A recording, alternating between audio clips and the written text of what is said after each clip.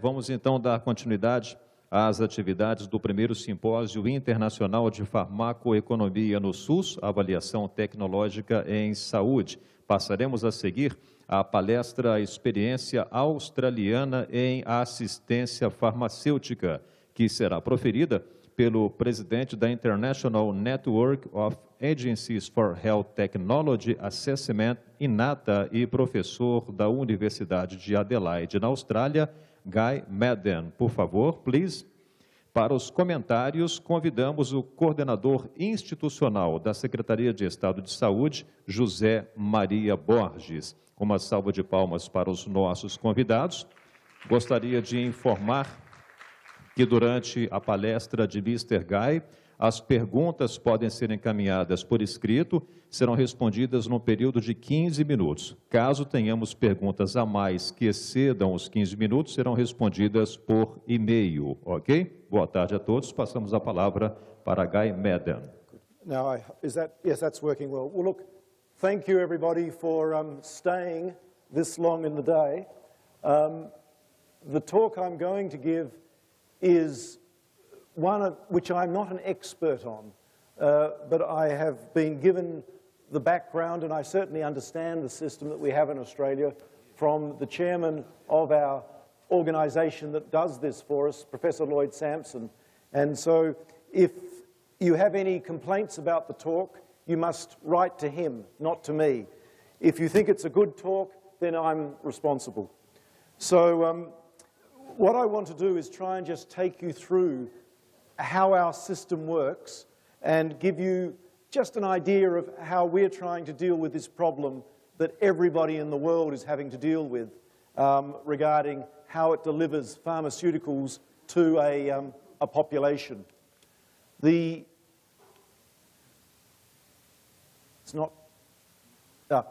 So in 1941, which I think is interesting because it was during World War II, the Commonwealth Parliament appointed a joint committee to inquire and to report on ways of improving social and living conditions in Australia. And this committee came forward with 9 reports, including one entitled A Comprehensive Health Scheme. So they tried to look at how health should be delivered inside Australia.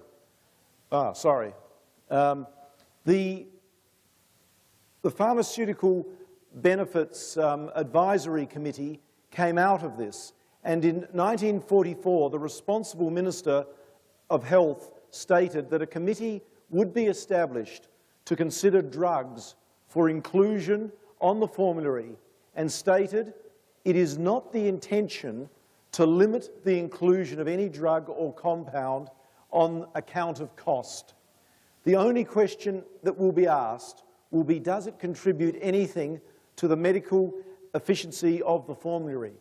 So in other words, in 1944, the way government viewed drugs was that they were happy to support whatever worthwhile medications were available. And of course, we must remember, in 1944, penicillin was only just becoming available. So we were at the very early stage of the sort of enormous range of drugs we had now. And I suspect in 1944, these decisions were a lot easier than they would be now. So in 1944, the Act provided that a person shall not be disqualified from receiving any pharmaceutical benefit by reason of his sickness having been caused by his own misconduct, which I think is a very interesting statement, because bear in mind at that stage, cigarette smoking was still considered a perfectly reasonable activity. There was none of the information that we got from the work of Dole in the United Kingdom, which occurred almost, it was almost 15 years later. So at that stage, the government did not believe that it would punish people if they required medical help for their lifestyle. And and that certainly is what has continued in Australia. And it is interesting that there is still debate about how much we should support people who have developed illnesses because of lifestyle choices. And of course, one of the very obvious ones is, do we give a liver transplant to someone who has a cirrhotic liver from alcohol excess?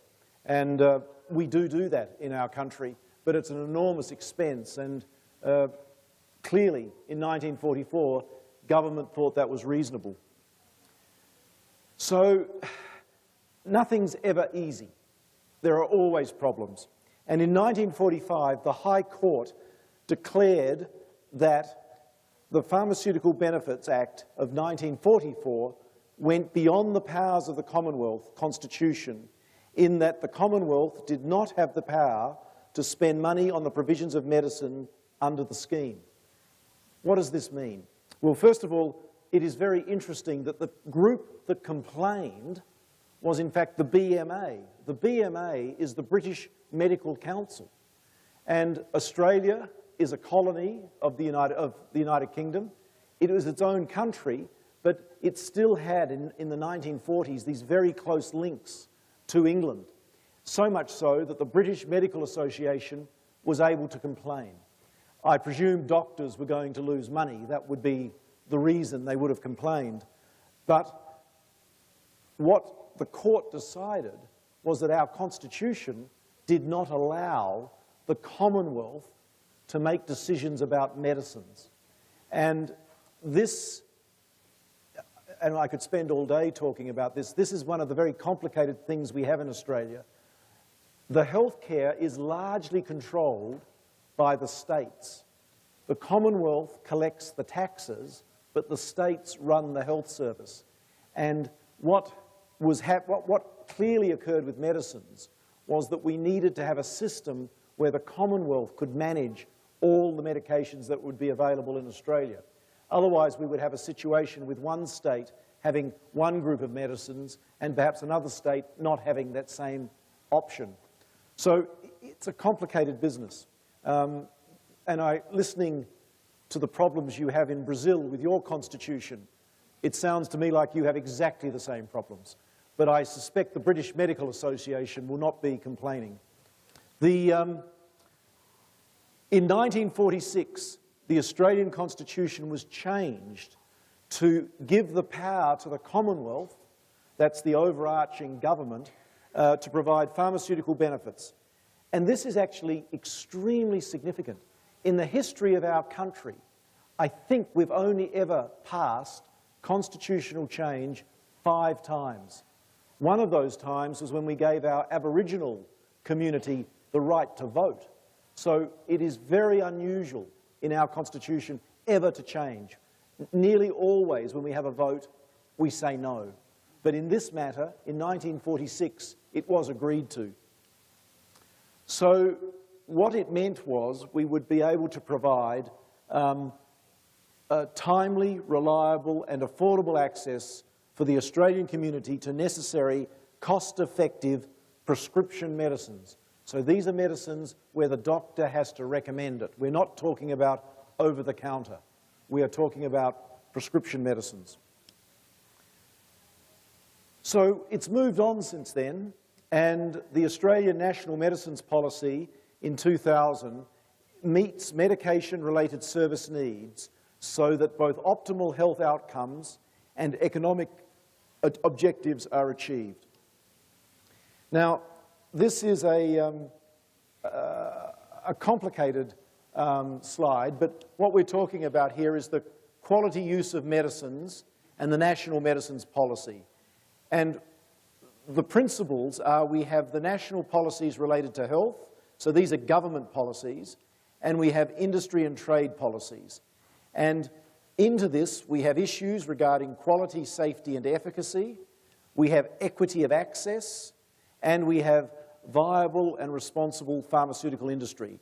And we need all of those to work, because if any of those is out of balance, or if any of those are ignored, nothing useful will happen. And then we have quality use of medicines here, leading hopefully to healthy consumers, or at least consumers that are more healthy after they've had their tablets. So the National Medicines Policy attempts to balance health needs and responsible financial management, and partners need to address the following issues. So in order to have access to medicines, financing and supply arrangements for medicines try to optimise the health outcomes and represent value for money. And all partners, that's the government, and it's the industry, and it's the patients, take adequate responsibility for attempting to achieve value for money. Because clearly, it's not going to work if you rely on industry to do this, because we know industry has a profit motive.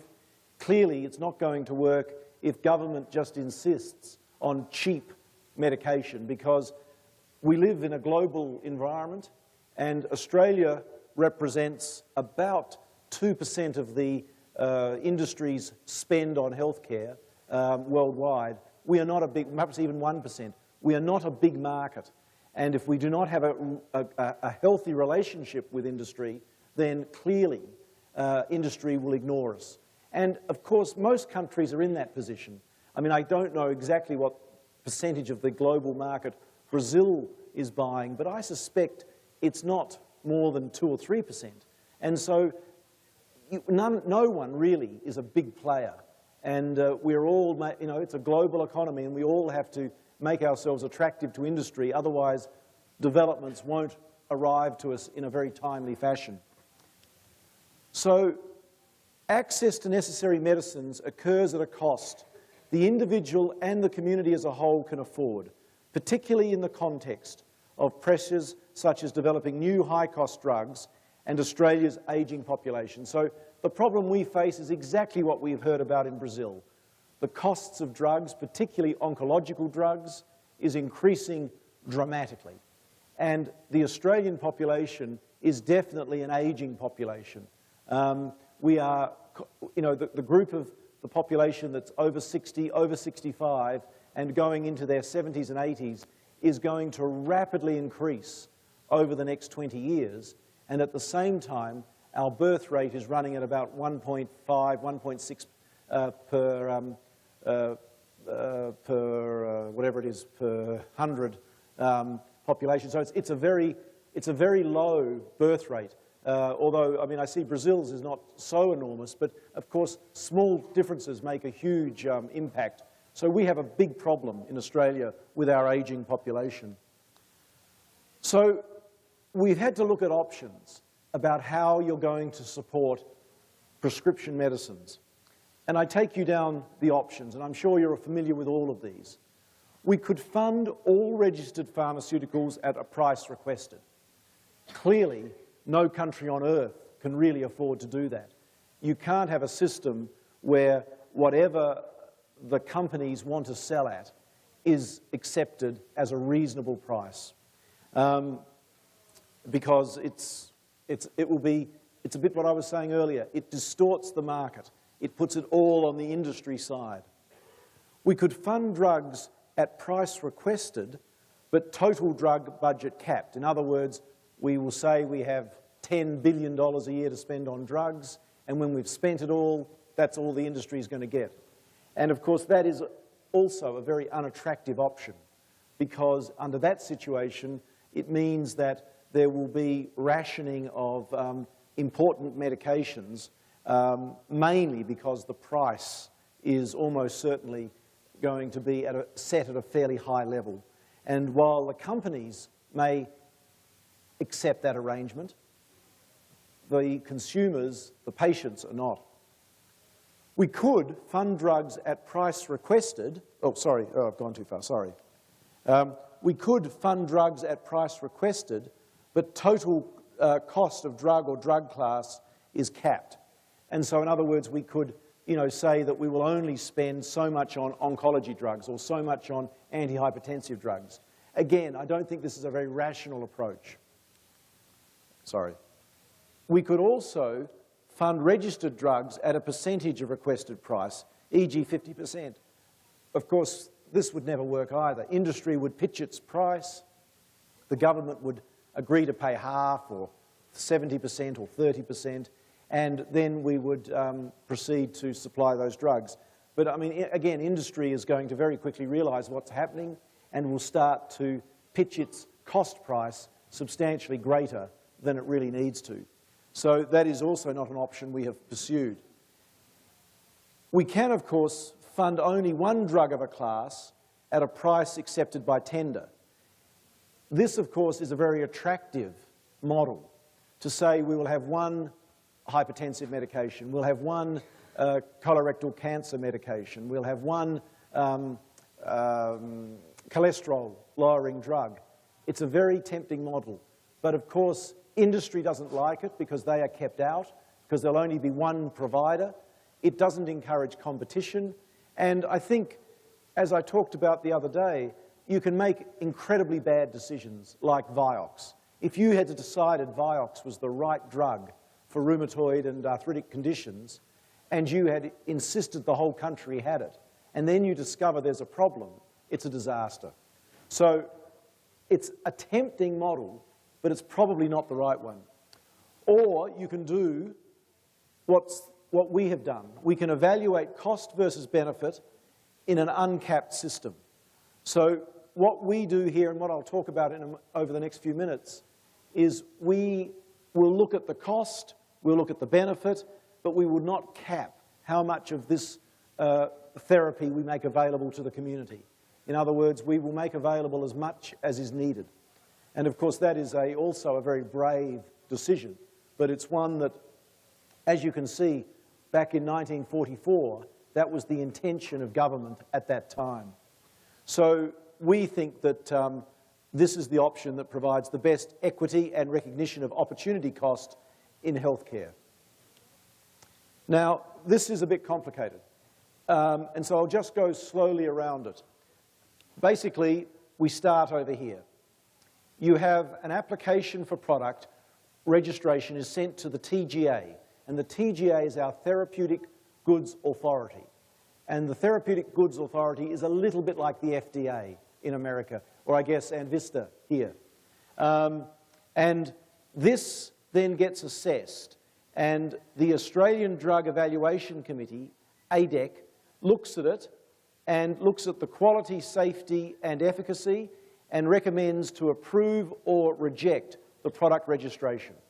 So this is about making a drug available to the Australian people, but not agreeing at this stage to fund it. In other words, it's safe, it's effective, we'll let it be available inside Australia. And the Department of Health and Ageing looks at this, and the Therapeutic Goods Authority looks at it, and they then lead to product registration plus approved product information. So in other words, at this stage, you could go to the shop and buy it. It might be sorry, that's not quite true. You would obviously need very often to have a doctor to support it. You can't just go and have it. But providing a medical practitioner is going to supervise the medication, you can buy it. But this might be an extremely expensive oncological drug that's $20,000 for a course of treatment. And in that situation, the Australian patient would have to pay all of that. That is not a subsidised system. However, having got the drug into the country, you then start an application for the PBS, Pharmaceutical Benefits Scheme listing of the product in the Department of Health. So what this means is that you want this drug to be subsidised by the government because it's cost-effective and it has a useful outcome. And this is the very important step, and I'll take you through it. So you then start this process, and you have here this committee called PBAC, the Pharmaceutical Benefits Advisory Committee. And it looks at comparative safety, efficacy, and cost-effectiveness evaluation. You'll see there's no cost-effective assessment over here. This is just looking at whether the drug works and is safe. It doesn't make any judgment on whether it's good value. Here, though, this committee does look at its value. and it recommends to approve or reject the product for PBS listing. And then it goes, and then it's recommended for listing. Then there's negotiation with the company to decide what the price will be. Because over here, the price might be $1,000. But because it's going to be listed on the subsidized scheme, there's going to be a lot more volume for the company. And the company might decide it can make it available at $350. I don't know. But it might be a very different pricing. And then once the price is agreed, it then gets listed for subsidized prescribing. And the way this works, we have basically two co-payments. I'm a doctor. I work, I have a normal income. So if I want to go and buy insulin, for example, for myself, then I will pay $30 to get the prescription. And that prescription will probably last me for about 4 or 5 months.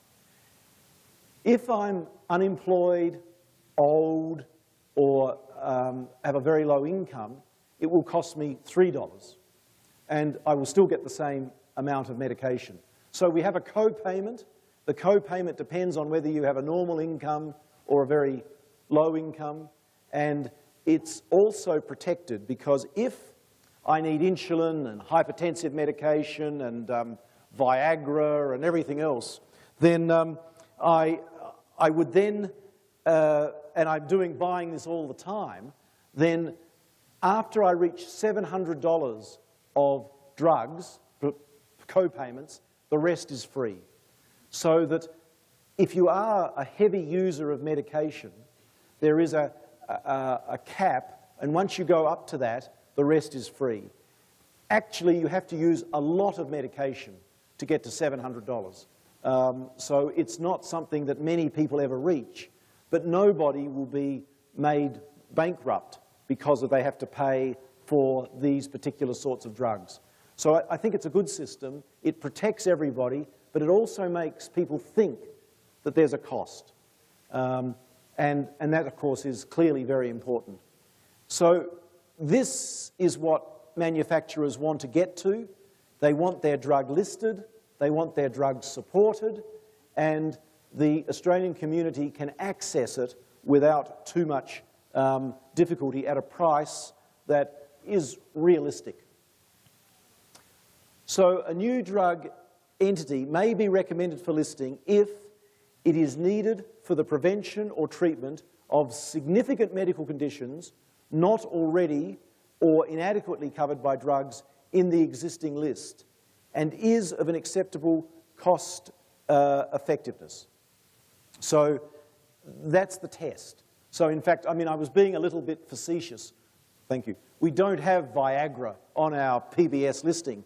That wouldn't be available. You can buy Viagra, but you have to pay the full amount. Perhaps we won't discuss this any further.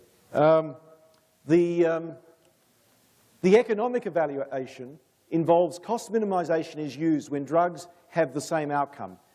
You ensure that the new drug is no worse than comparator.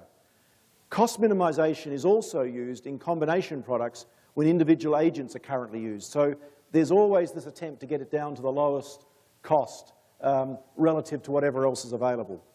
Cost effectiveness is the clinical advantage measured in natural units. In other words, life years gained or points in blood pressure reduced. It's the cost per unit of effect.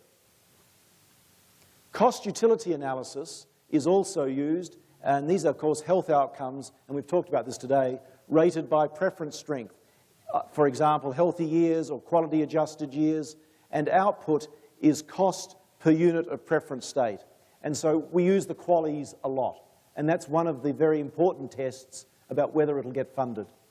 And modelled economic evaluation, there are attempts made to estimate remote outcomes, final outcomes, and cost offsets. But as you know, this is very difficult to do, and often this information is not well understood at the time of approval of a drug.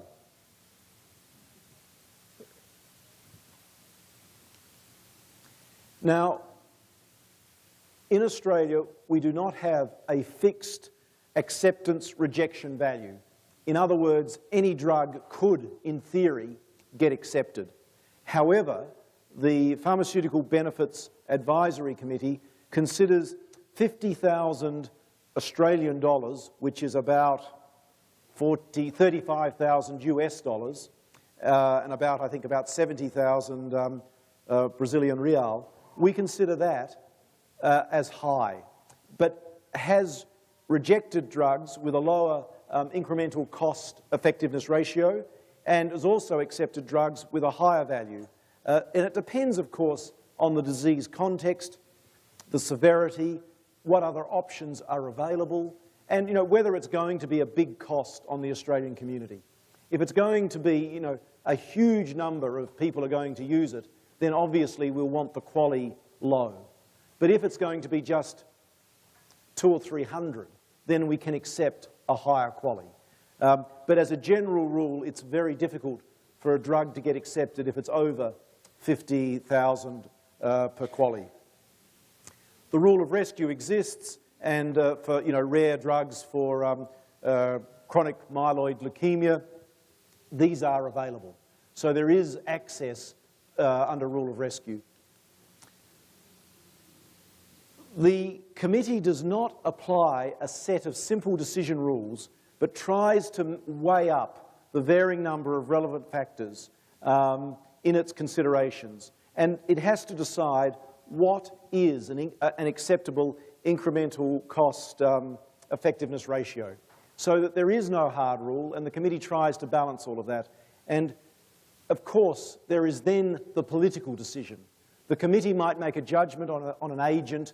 For example, we had the recent problem with Herceptin for breast cancer, where the committee made a judgment it should only be used on very advanced cases. The politicians decided it should be available for all women with breast cancer, if they wished it. So that was where the judgment of the committee was ultimately altered by the politicians. But this is a very well understood situation, and at the end of the day, the politicians are elected to represent the people. The committee is there to give expert advice to the politicians. So we look at what's going to be readily quantifiable. We look at the comparative health gain, we look at the affordability, we look at the financial implications for the prescription scheme, we look at the financial implications for the government budget, and we have to look at comparative price effectiveness. So it's a complex judgment. It's not a simple one. What, of course, is more difficult to measure is the severity of the condition being treated.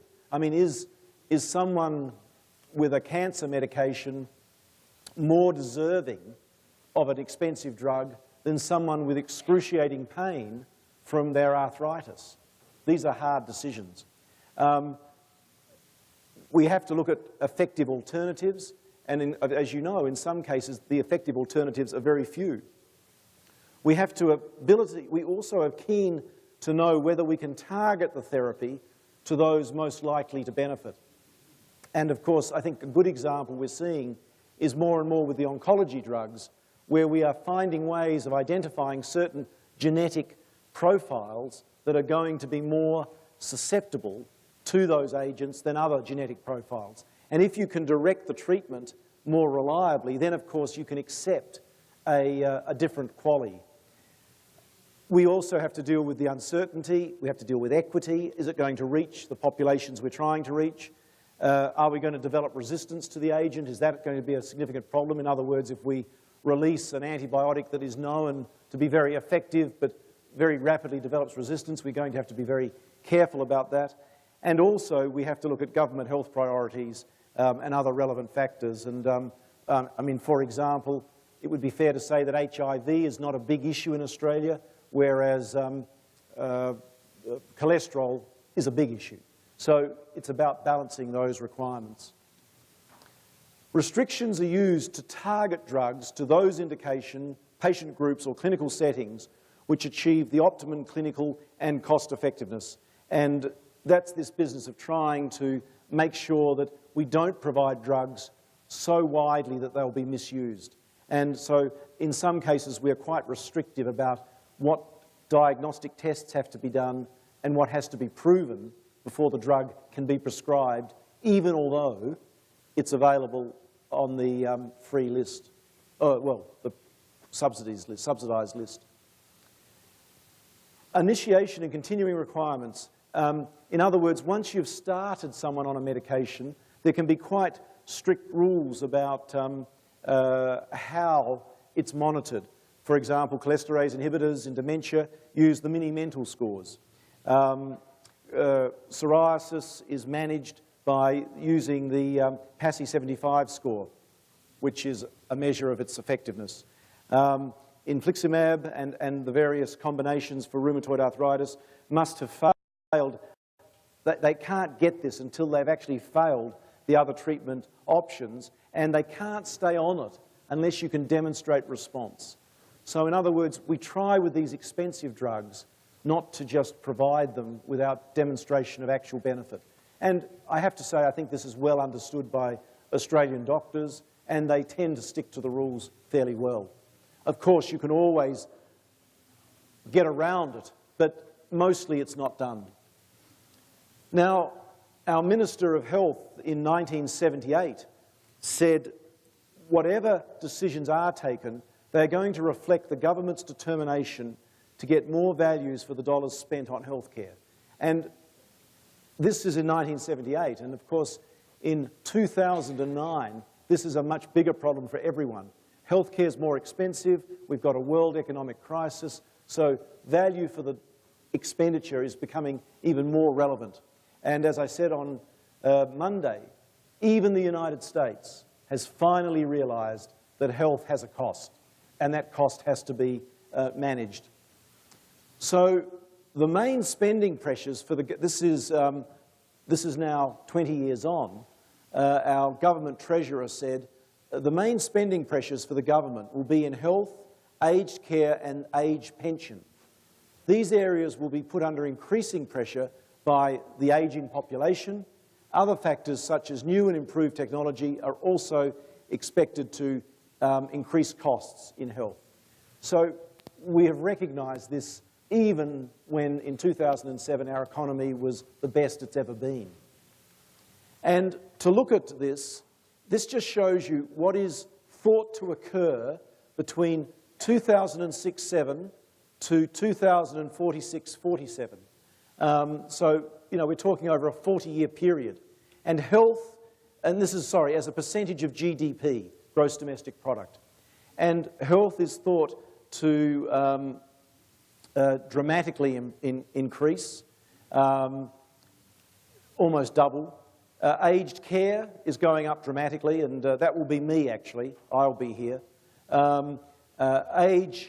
Age pensions, this is the money we pay to elderly people, will also go up because there'll be many more of them. And of course, the problem is there'll be less young people to pay for it. Other youth support will drop. You can see that the youth won't be needing money because there won't be any of them. Education will not change, and defence will not change. So this is where the big issue really is. And this is, of course, the big problem for many of the developed Western world. Similarly, if you look at the changes, 2006 to 46, the projected pharmaceutical benefits expenditure in relation to other health services as a proportion of gross domestic product. And look at the pharmaceutical benefits scheme. It's now running at about, here are the years, 06, 11, 16, 26, 36, 41, 46, 5-year gaps. It's currently running at about 0.6, 0.7 of GDP. It's projected to rise to 2.5% of GDP on drugs alone. It's an enormous change. This is medical benefits. This is the money we pay to general practitioners and out-of-hospital services. And that is not thought to change a lot over the time, needing hospitalisation. And the other big expense is things like intensive care, which is dramatically rising almost on an annual basis. Because when I was finishing my training 20 years ago, we would never put a 70-year-old into intensive care. Now, I frequently have 90-year-olds in intensive care, and somebody has to pay for this. And these people are living longer, but they're having more diseases because they live longer. And these diseases, as we know, are often chronic. If you look here at the pharmaceutical benefits, this is in dollars per person. So the real dollars per person set at 2006-07 prices. And look at this. This is going to be the cost. So you can see, and we've seen this morning, this rapid rise in the costs of drugs. Medical benefits will rise somewhat. Hospitals will rise. Well, they're not going to rise as much as drugs, and they're certainly not going to rise as much. They're coming from a lower base. But these are the problems. And, you know, the rest is really insignificant compared to health costs. So we're going to have greater pressures on the price of pharmaceuticals. We're going to need to maintain evaluation of health outcomes. And we're going to have to use greater use of pharmacogenomics to target therapy to achieve cost effectiveness. And I think this is the only way we're going to end up being able to afford these drugs, is by trying to make sure we only use them on patients where they work. Because as you know, a lot of the drugs we prescribe do not work because clearly they don't have the right target organ that they're aiming at. This is a quote from the New England Journal of Medicine in July. As a society, we are reluctant to systematically deny access to expensive treatments that extend life by a few weeks. And it is hard when you have a patient and you know you can give them an agent that might give them another month of life. It's very hard to say to them, I'm not going to give this to you. But of course, the morality of refusing to make deliberate choices is itself questionable, because the sum of money you spend to give someone one more month of life could be used on schemes for the youth, better nutrition, better health promotion activities, and of course you have to make a judgment. Do you prolong someone with a malignant disease by 1 month, or do you help thousands of people with other more successful interventions? So who pays for medicines? Well, at the end, the Australian government pays for it. It gives money to the states and territories, and then they look after the public hospitals. But, so in other words, if the TGA, the Therapeutics Goods Authority, says a drug is okay, the state and territories can buy it and give it to their public hospitals. However, as I mentioned, most go through the Pharmaceutical Benefit Scheme. Very specialised drugs, and these are rare and expensive, get provided to the public hospitals at a cheaper price by the federal government. But mostly they go to, down to the private hospitals. These are the more general drugs. They get provided to community pharmacies to be dispensed, to private hospitals, and the consumers over here either co-pay, pay that $30 or that $3 or $4, or they pay the full price, depending on whether the drug is actually subsidised. And again, if you look at this situation, the proportion of the national budget, 04-05, is 19% compared with 15.5%. The total health sector as a proportion of GDP, so this is how much as a country we spend on health, has gone from 8.4 to 9.3 in a very short period of time, in a decade. Australian government spending on health as a proportion of GDP, this is the Australian government spend, is 4.3%, and the state government spending as a proportion of GDP is 2.1. So you add these together, you get 6.4, and then the rest is picked up by private contributions to health. So we have a similar problem to Brazil. The cost per year of providing the medical benefits scheme that I've described to you is, for the concessional use, and these are people who are poor people, old people, those sorts of people, the co-payment is only $533 million.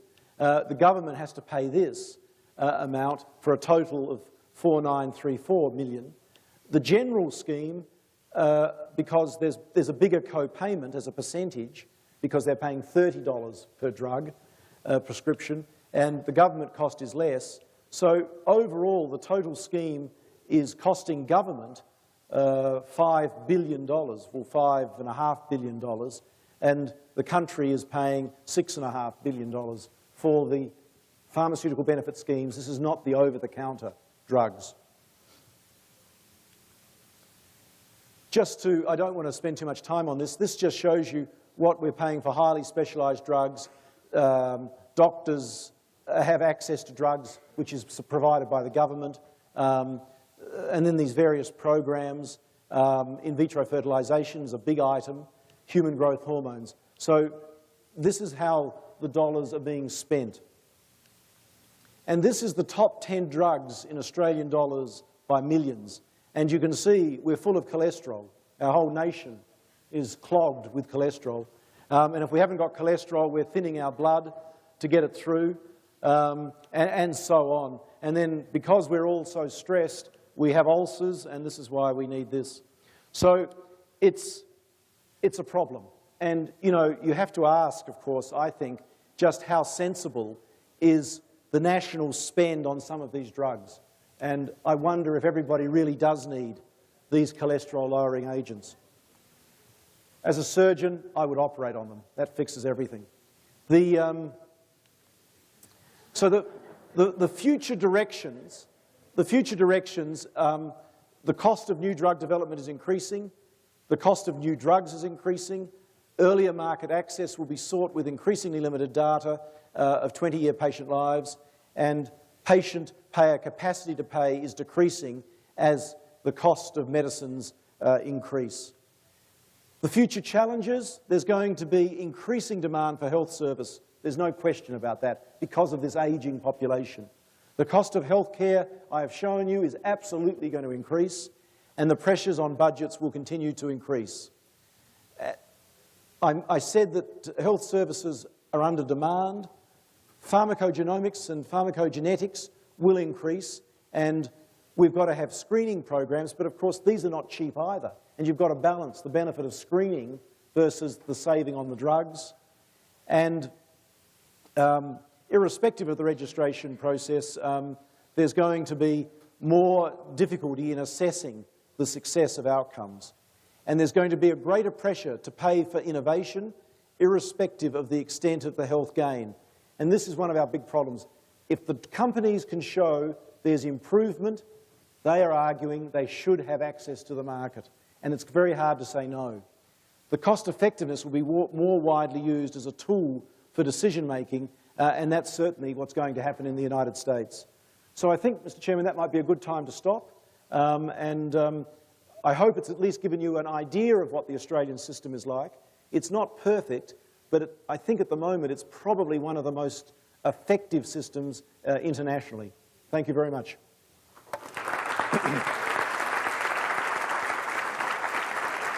Good. Boa tarde a todos.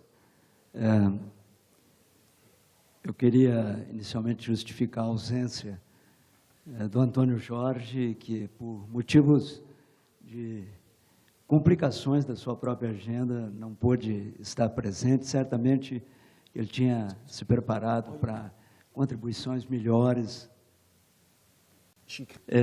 Certamente o Antônio Jorge teria contribuições interessantes do ponto de vista da formatação de tudo que se pensa hoje com relação à reorganização, eu diria, da assistência farmacêutica em nosso Estado. Felizmente, nós não vamos poder contar com ele. Eu queria iniciar breves comentários, cumprimentando o professor Guy, pedindo a ele desculpas pelo um atraso de cerca de 15 minutos. A Austrália, uma grande influência da colonização inglesa, possivelmente diferente de nós outros, tem um sistema bem inglês de cumprimento de horários. Vi que o Dr. Guy estava aqui exatamente às 14 horas. Desculpa. Eu acho que um pouco se deveu até isso mesmo, da Antônio Jorge não poder estar presente e eu ter vindo substituí-lo. De qualquer maneira, é um prazer grande para mim. Eu queria já também cumprimentar os organizadores desse nosso simpósio. Eu tive já uma avaliação muito produtiva, né, da qualidade com que ele está se desenvolvendo. Certamente isso vai ser muito interessante para todos nós técnicos e principalmente para aqueles que têm hoje o dever de estar conduzindo as políticas de saúde no estado de Minas. O que eu pude ouvir aqui da palestra do Dr. Guy me deixa bem à vontade para marcar, eu acho que alguns pontos, Dr. Guy, de diferença entre o que se pretende e o que se avança na Austrália e aqui o que é que nós de fato podemos fazer. Bom, eu não vou comparar produto interno bruto, disponibilidade orçamentária, o nosso público aqui conhece bem, talvez na América Latina, com disponível menor para a saúde, nós só tenhamos dois vizinhos aqui, o Paraguai e a Bolívia. Todos os outros devem ter, de fato, um percentual para gastar com saúde, de uma maneira geral, e também com assistência farmacêutica, do que o Brasil. Isso dá uma boa dimensão das dificuldades adicionais que nós temos.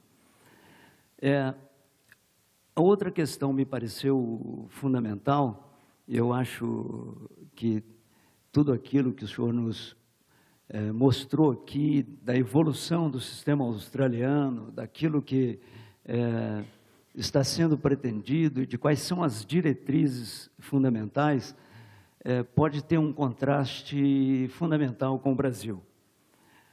A nossa Constituição, reformulada em 88, estabeleceu que a saúde é um dever do Estado e uma responsabilidade constitucional do Brasil. Isso marca bem uma dimensão.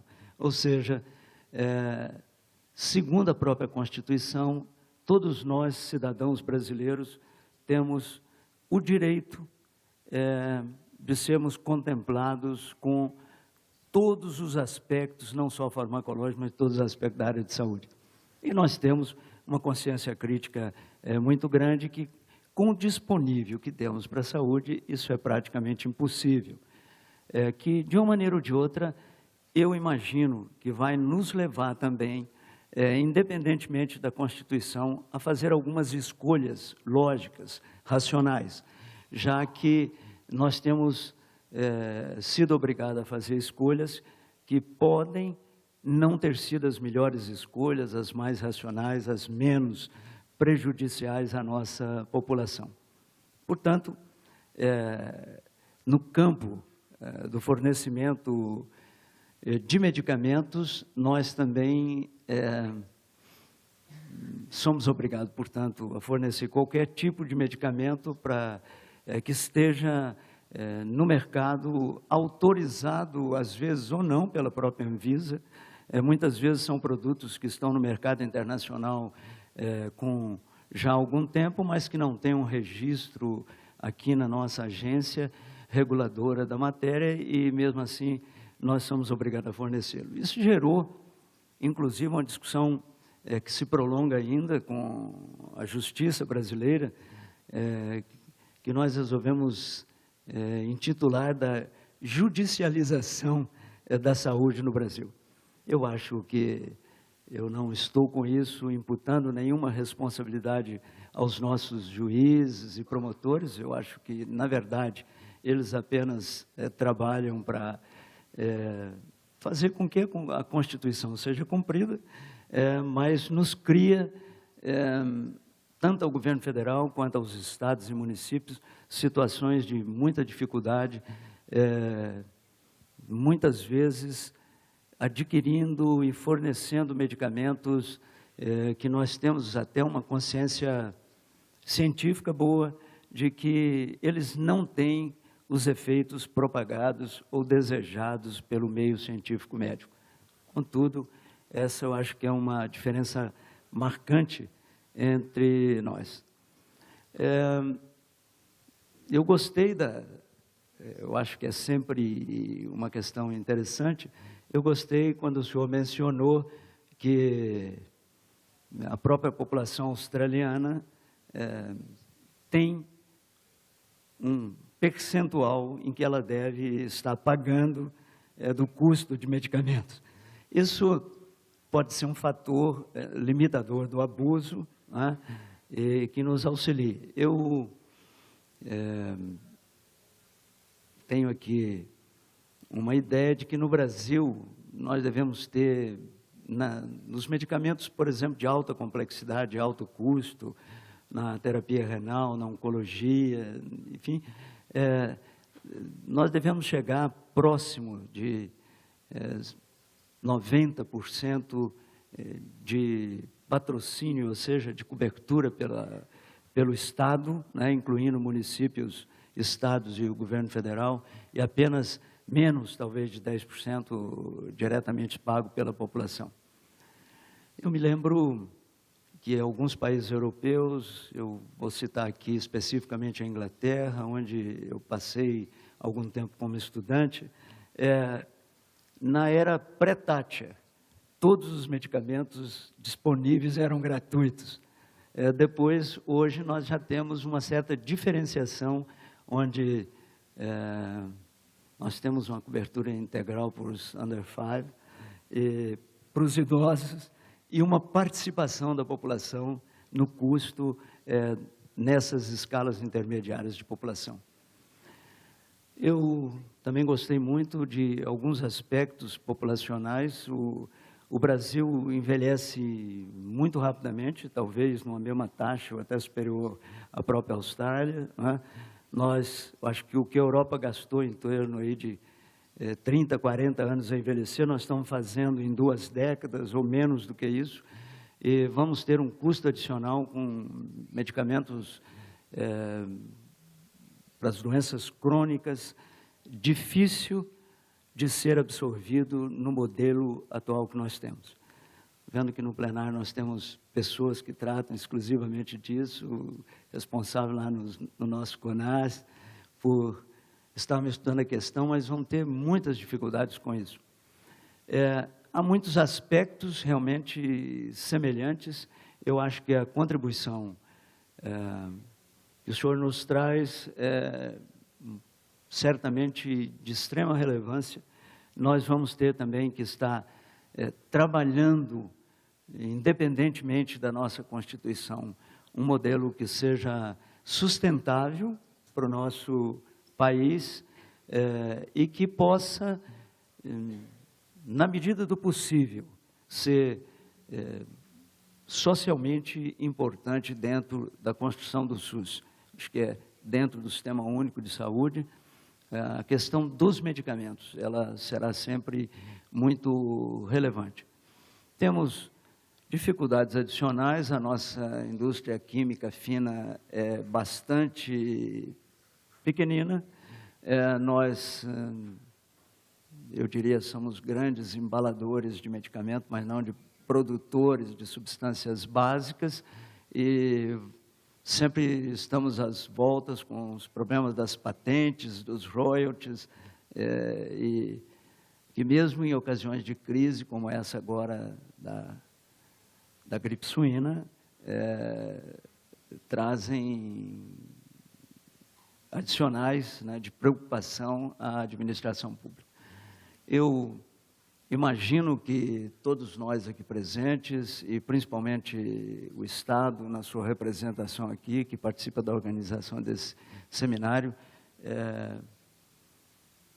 terá na palestra que o senhor proferiu hoje, um substrato bastante grande que poderá estar nos ajudando a tomar decisões que possam ser as mais sábias possível. Muito obrigado pela gentileza de estar presente nesse seminário e pela brilhante apresentação que fez nesses 30 minutos de palestra, 30 e poucos minutos de palestra que nos proferiu. Parabéns.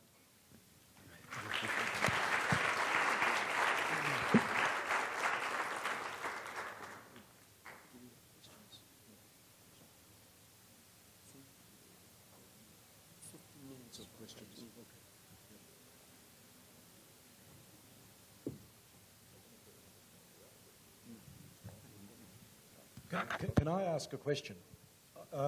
Can you tell me? Can you tell me when the Brazilian Constitution was constructed? Do you think they anticipated the number of legal cases that would occur? I don't think so.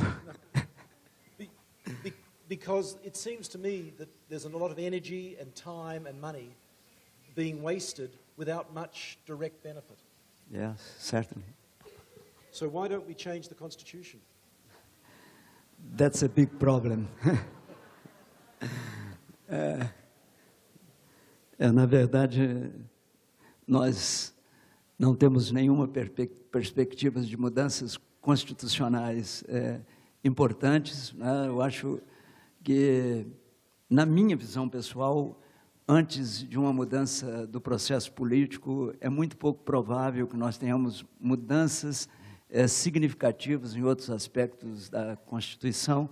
Nós precisamos, quem sabe, avançar nesse aspecto muito mais de natureza política, e para depois estarmos pensando em mudanças constitucionais. Mas, certamente, vamos fazendo, e por isso esse seminário é de extrema importância, vamos fazendo ajustes, não é, que nos permitam absorver cada dia mais aquilo que for importante, né, do ponto de vista da saúde da população brasileira e com o menor custo-benefício possível, né, para ser absorvido pelo Estado, já imaginando que para o cidadão vai ser muito difícil, porque mais de 70% da população brasileira, mesmo para os medicamentos de rotina, usados nos ambulatórios médicos,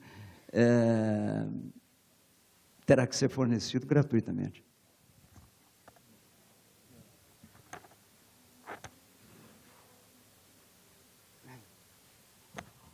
Alguma pergunta que nós estamos pedindo que seja encaminhada por escrito? Se alguém tiver alguma pergunta, por gentileza, vamos aproveitar 15 minutos. O Dr. Guy estaria à disposição para indagações sobre aquilo que ele nos trouxe aqui da realidade australiana.